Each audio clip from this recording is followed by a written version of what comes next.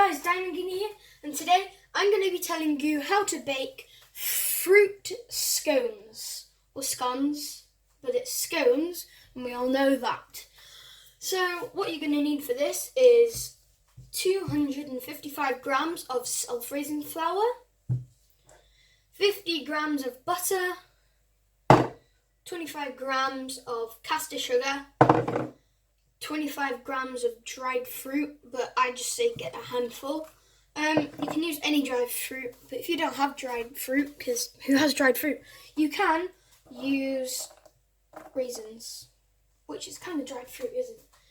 Did I say butter? Yeah, I said butter. And last but not least, 150 millilitres of milk.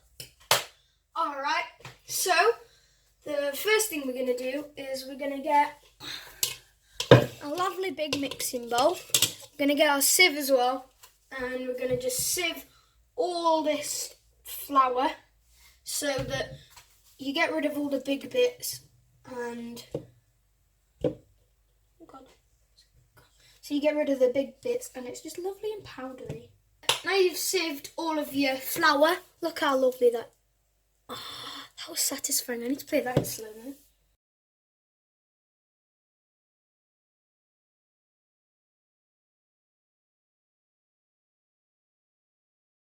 Now that you've sieved your lovely flour, you're going to get your butter.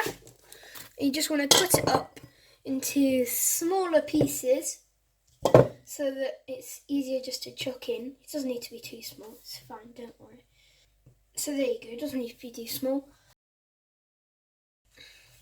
So once you've done that, you're going to do the rubbing in method, which is a method where you use the tips of your fingers just to crunch it in, and just like that. Make sure you only use the tips, and don't be tempted to go like that, because that will melt the butter rather than crush it. And your finished product of this, well, not finished product obviously, but once you finish the rubbing in method, you want it to look like breadcrumbs. Okay guys, now it feels like breadcrumbs. There's no big lumps of flour or butter. So I'm going to put my caster sugar in now. And whilst I'm doing this, I'm going to preheat the oven at 180 degrees. So whilst that's preheating, you're going to get the knife that you used to cut your butter up with, or another one, doesn't matter. And you're just going to mix around. Oh, it's way loud. And you're just going to mix around the sugar in the bowl with the flour. And then when you can't really see any much clumps of flour, or no, not flour, sorry. When you can't really see that much clumps of sugar, what you want to do is add your dry fruit. There we go. Now just mix that in with your knife again. And then you can still be able to see them, but you just want them to be nice in the mixture and covered up in all of your flour. Okay, when you're happy with that, you can get your milk.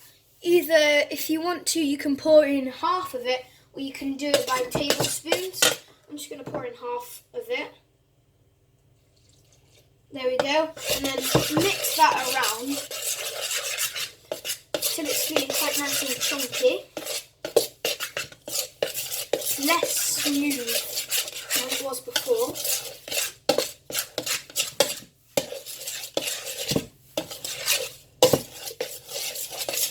And now I think let's put the other half in, and now mix that. You don't want to have any more dry bits. So what you want to do now is try and, once you're happy with it, there should be just enough moisture, but not too much so that it falls apart or is wet in your hands, that you can put it into more or less a ball shape. Once you've done that, you're going to get some flour and put it onto your work surface. And then plonk that down. Just put it in a bit of flour. Now this part, many of you will want to go for a rolling pin, but I don't like using a rolling pin because I think it doesn't make as nice of a texture. So here, what you want to do is just get your ball all nice in the flour. Sorry, get your ball all nice in the flour, and then with your hands just squish it down.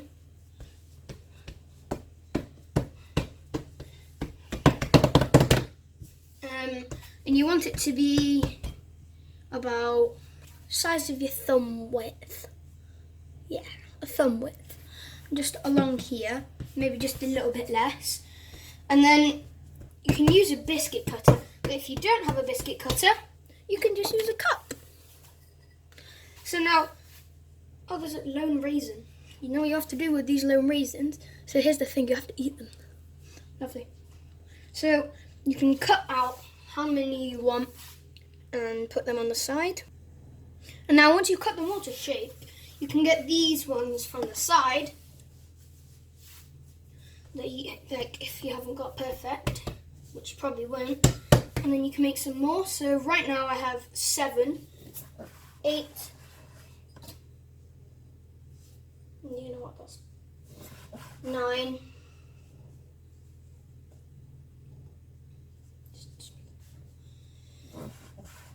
10. Oh, but that's a big one. Flatten that down.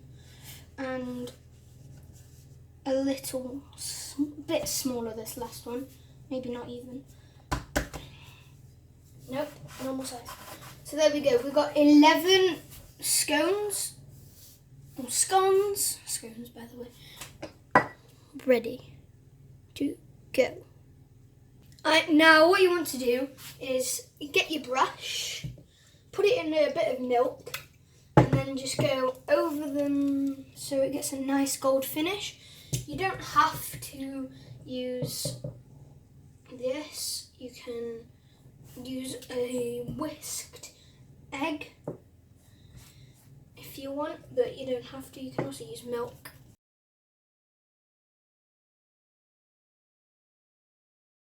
You want to get these and just plonk them in.